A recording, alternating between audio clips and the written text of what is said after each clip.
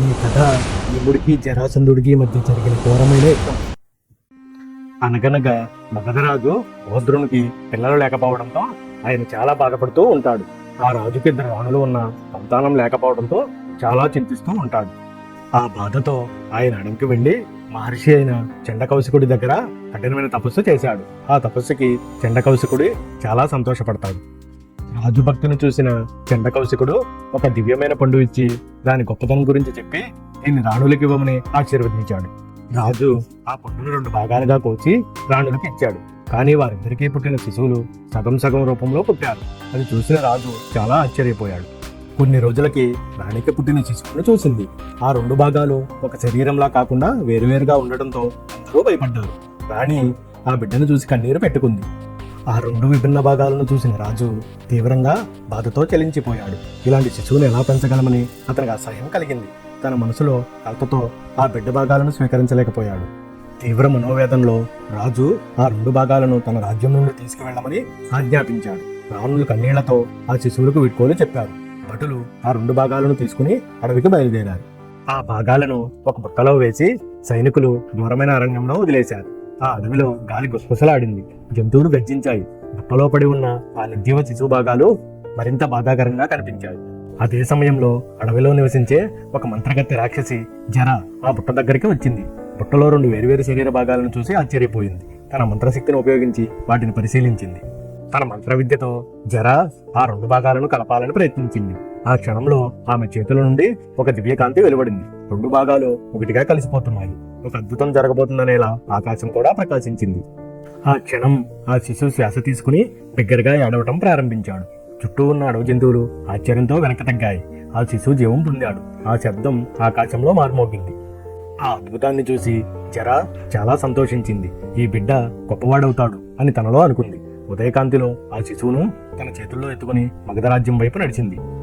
జర ఆ శిశువును రాజదర్బారులోకి తీసుకువెళ్లి రాజు రాణికి అప్పగించింది. ఇద్దరూ ఆ చిన్నారిని చూసి ఆనంద బాష్పాలు కాచారు. దుఃఖంలో మునిగిన వారి హృదయాలు కొత్త ఆశతో నిండిపోయాయి.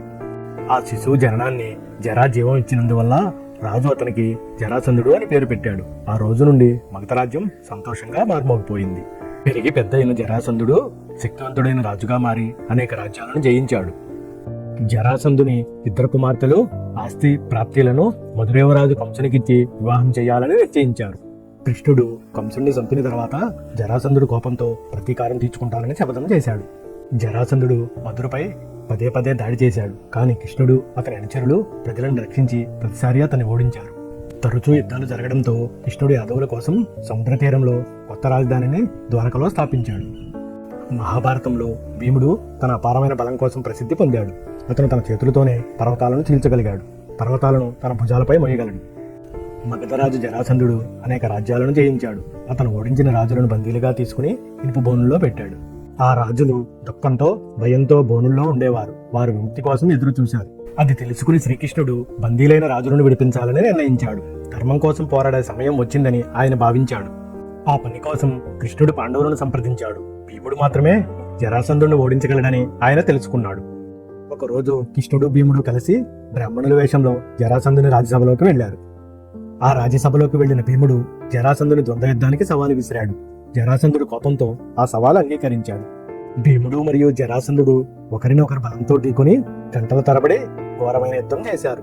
వారి యుద్ధం 27 రోజుల పాటు భీకరంగా సాగింది. ఎవరు గెలుస్తారో ఎవరికీ అర్థం కాలేదు. ఆ ఘోరమైన యుద్ధంలో జరాసంధుడు ఎంతకీ చావకపోవడంతో కృష్ణుడు భీముడికి సంకేతం ఇచ్చి జరాసంధుడి శరీరాన్ని 2 ముక్కలుగా విరగొట్టమని సూచించాడు. భీముడు అపారమైన బలంతో జరాసంధుడి శరీరాన్ని చీల్చి 2 వైపులా విసిరేశాడు. అలా జరాసంధుడు మరణించాడు. జరాసంధుడు చంపబడిన తర్వాత అతని వద్ద బంధింపబడ్డ రాజులు అందరూ విముక్తి పొందారు. వారు కృష్ణుడికి భూముడికి కృతజ్ఞతలు తెలిపారు. చివరగా కృష్ణుడు జరాసంధుడి కుమారుడిని మగధ సింహాసనంపై కూర్చోబెట్టి ధర్మం మళ్లీ గెలిచేలా చేశాడు.